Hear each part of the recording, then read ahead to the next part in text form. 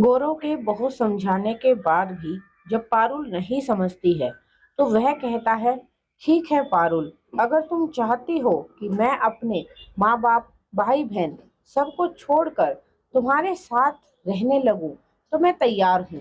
लेकिन तुम्हें भी मेरी एक शर्त माननी होगी। और वह शर्त क्या है गौरव? शर्त यह है कि जैसे ही गौरव ने अपनी शर्त बताई तो सुन के पारुल और उसकी माँ दोनों हैरान हो जाते हैं। गौरव अपने माँ बाप का इकलौता लड़का था। गौरव की बहन की शादी हो गई थी और गौरव की माँ रानी जी ने बड़े ही अरमानों के साथ गौरव की शादी धूमधाम से करी थी। वह पारुल को बहू नहीं, बेटी मानकर रखती थी। हाँ, छोटी मोटी गलतियों पर डांटती भी जरूर थी, लेकिन पारुल को उनका प्यार नहीं दिखता था, बल्कि उनकी डांट फटकार बहुत ज्यादा खल जाती थी। थोड़ी सी भी अगर रानी जी के मुंह से उसके लिए तेज आवाज निकल जाती थी तो वह तुरंत रोना धोना मचाती और फोन पर अपनी माँ से घंटे बात कर करके रानी जी की शिकायतें करती थी। गौरव से भी लड़ाई कर बैठती थी। रानी जी बहू की हरकतों से परेशान थी। वह बार बार कहती, बहू, मैं तुझे एक बेटी की तरह प्यार करती हूँ, तो बेटी को भी तो माँ बाप डांटते ही हैं। तुम्हें मेरा प्यार नहीं दिखाई देता जो मेरी डांट से घर में इतना बवाल मचा देती हो? कौन सा प्यार? मैं दिन भर नौकरों की तरह काम करती रहती हूँ, बदले में आप दो मीठे बोल बोल देती हैं, तो वह आपका प्यार हो गया? अरे, आपकी नजर में मैं बहू ही हूँ। आप झूठ मूठ ढिंढोरा पीटती हैं कि आप मुझे बेटी की तरह मानती हैं। रानी जी कुछ बोल ही नहीं पाती थी, क्योंकि वह फालतू घर पर कलेश नहीं करना चाहती थी।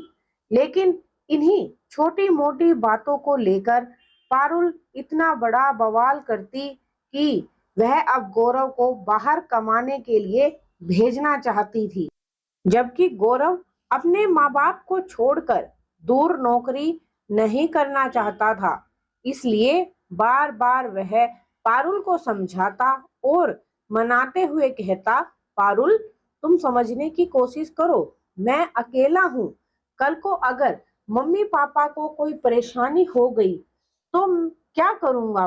दूर से आते आते तो देर हो जाएगी, फिर कौन देखेगा उन्हें? देखो, मैं कुछ नहीं जानती, मेरी भी जिंदगी है। मैं ऐसे रोज रोज लड़ाई झगड़ा करके नहीं जीना चाहती हूँ। तुम्हारे मम्मी पापा के हाथ पैर सही सलामत हैं, तब तक वो लोग अपना आराम से रह सकते हैं ना। जब किसी को कुछ होगा तो फिर देखा जाएगा। पारुल भी अपनी ओर से पूरी कोशिश करती कि गौरव को मनाकर वह कहीं बाहर चलकर कोई नौकरी करे, लेकिन गौरव भी जिद पर अड़ा था कि अच्छी खासी नौकरी घर से चल रही है तो फिर बाहर जाने की क्या जरूरत है। जब पारुल अपनी सारी तरकीबें लगाकर हार गई थी और गौरव बाहर जाने के लिए तैयार नहीं हुआ, तो आखिरकार पारुल गुस्से में ससुराल छोड़कर मायके चली जाती है। आज पारुल को मायके गए हुए पूरे 2 महीने हो गए थे। इन 2 महीनों में गौरव ने बहुत बार फोन करके पारुल को मनाने की कोशिश की, वापस लाने की कोशिश भी की, लेकिन पारुल अपनी जिद से हटी नहीं। रानी जी ने भी बहुत बार समझाने की कोशिश की, लेकिन पारुल नहीं मानी। पारुल तो थोड़ा बहुत ही थी, लेकिन उसकी माँ उससे भी 4 कदम आगे थी। वह अपनी बेटी की इतनी तकलीफ बताती थी कि सुनकर खुद रानी देवी को दुख होता था। बेचारी बेगुनाह होते हुए भी सबकी नजरों में गुनहगार बन गई थी। अब रानी देवी दुखी रहने लगी थी।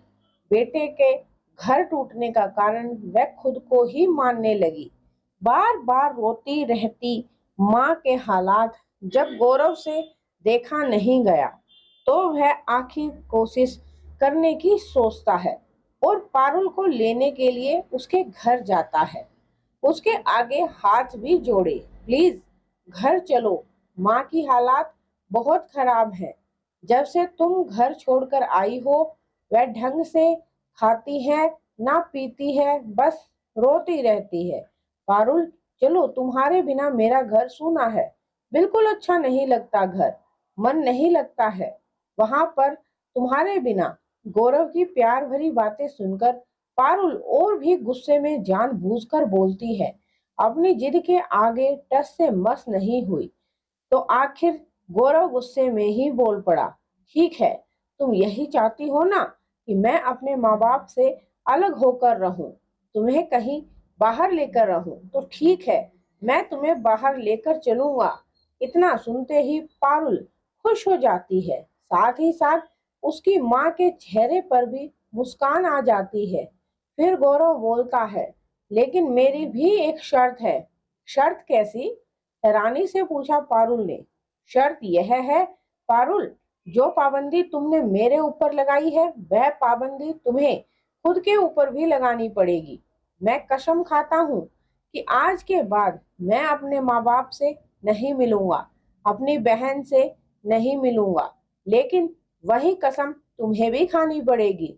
तो तुम भी अपने माँ बाप, भाई बहन से रिश्ता तोड़ लोगी, मतलब नहीं रखोगी। बोलो, मंजूर है? तुम्हें अभी मेरे साथ चलो। इतना सुनते ही पारुल और उसकी माँ की आंखों में आंसू आ जाते हैं। जमाई बाबू, आप कैसी बातें कर रहे हैं? छोटा मुंह बड़ी बात। शायद मेरी बातें आपको बुरी भी लग जाएं, लेकिन यह बात मायके ससुराल की रही नहीं। यह बात खुद के अपने माँ बाप की है, भाई बहन की है। इसलिए जो शर्तें मेरे ऊपर हैं वह पारुल के ऊपर भी लागू होंगी। जब मैं अपने परिवार से कोई भी मतलब नहीं रखूंगा तो इसे भी मायके में किसी से मतलब नहीं रखना होगा। अगर इसके लिए यह तैयार है तो अभी चले मेरे साथ। गौरव की बातें सुन पारुल को रोना आ गया। वह धीरे से कहती है, गौरव, यह कैसी शर्त लगा रहे हो आप? आप तो मेरा मायका छुड़वा रहे हो। पारुल, अभी बोला था ना कि बात मायके ससुराल की नहीं है, अपने माँ बाप की है। और अब लोग चाहे मायके के हो या ससुराल के हो, माँ बाप तो माँ बाप होते हैं। अगर तुम तैयार हो तो आधे घंटे का टाइम देता हूँ। फटाफट अपने कपड़े उठाओ और चलो। पारुल गौरव के आगे रोने लगती है। नहीं गौरव, नहीं, मैं ना आपको छोड़ सकती हूँ और ना ही अपने माँ बाप को छोड़ सकती। यह कैसी शर्त रख दी आपने मेरे आगे? दामाद जी, क्या कर रहे हो आप? बेटी के लिए तो मायका दुख सुख का साथी होता है। अगर बेटी अपने माँ बाप को ही छोड़ देगी तो फिर क्या रह जाएगा उसे बात करने के लिए? यही बात जब अपने ऊपर आ रही है तो आपको बुरी लग रही है। अपनी तड़प और बेटी की तड़प दिखाई दे रही है, और वही तड़प जो आपकी है वही तड़प मेरी माँ की भी है और मेरी भी होगी। यह बात आपको क्यों नहीं समझ आई? मुझे आपसे ऐसी उम्मीद नहीं थी। पारुल को समझाने की बजाय आप उसकी नाजायज मांग को बढ़ावा दे रही थी।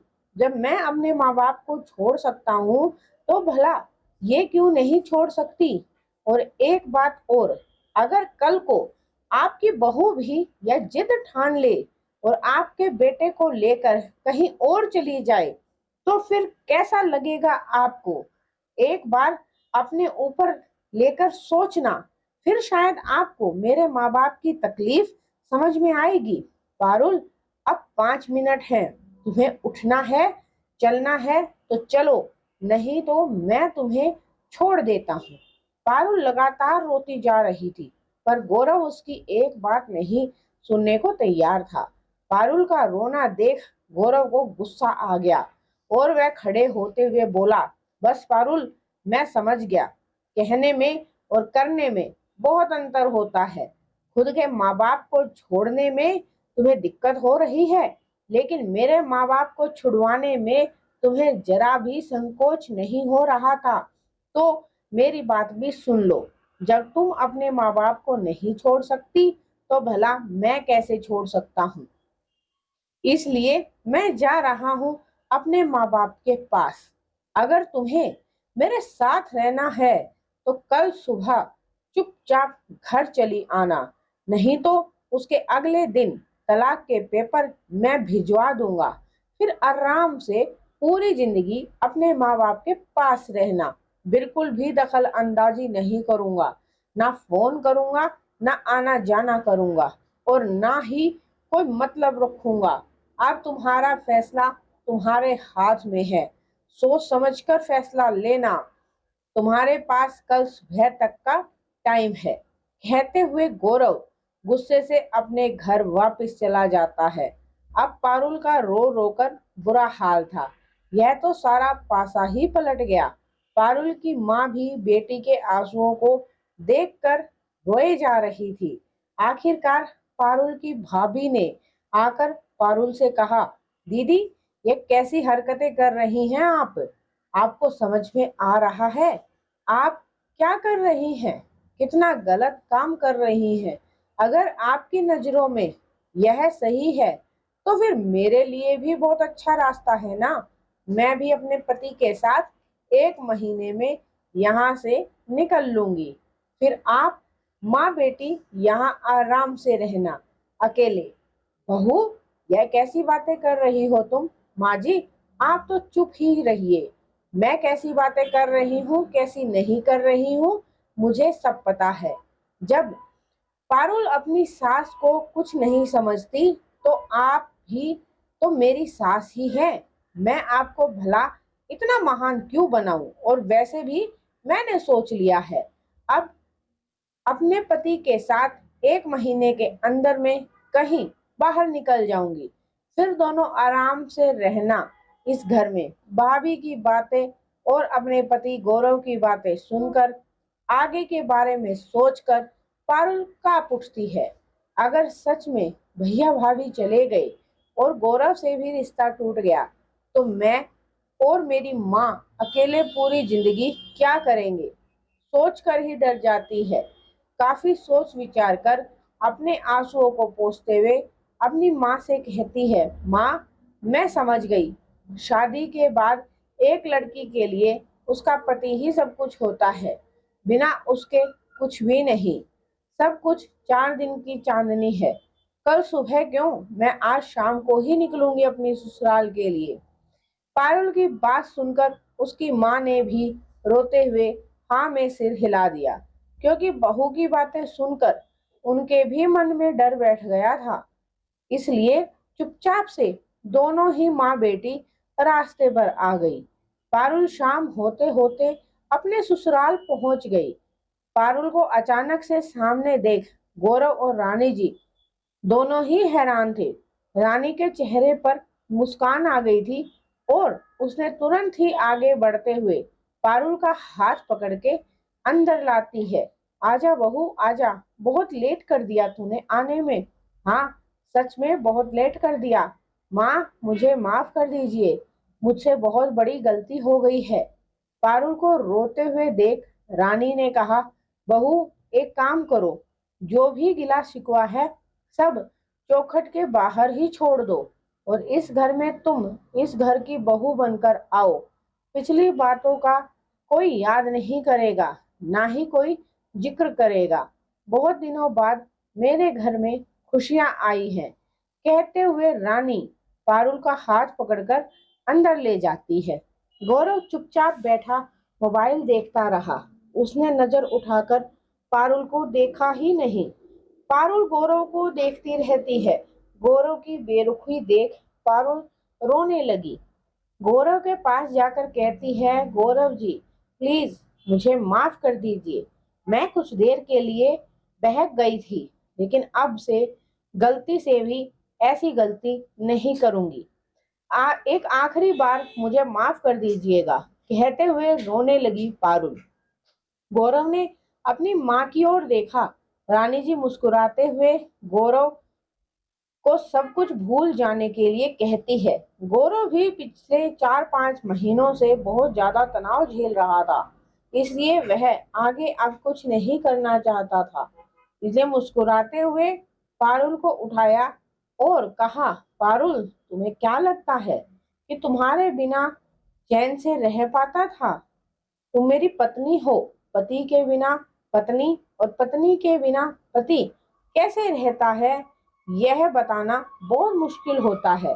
तुम्हें अपनी गलती का एहसास हो गया है, यह बहुत बड़ी बात है। अब तुम अपने घर में हो, जाकर अपनी जिम्मेदारियां संभालो। गौरव की बात सुन पारुल गौरव के गले लगकर रो पड़ती है। रानी जी मुस्कुराते हुए वहां से चली जाती है। माँ की मुस्कुराहट देख, माँ की खुशी को देख गौरव के चेहरे पर भी मुस्कुराहट आ जाती है। तो दोस्तों, यह थी आज की कहानी। दोनों ही पक्ष जरूरी है। जितना मायका जरूरी है, उतना ही ससुराल भी जरूरी है। यह बात सबको समझनी होगी। कैसी लगी आपको ये कहानी, मुझे कमेंट सेक्शन में जरूर बताएं।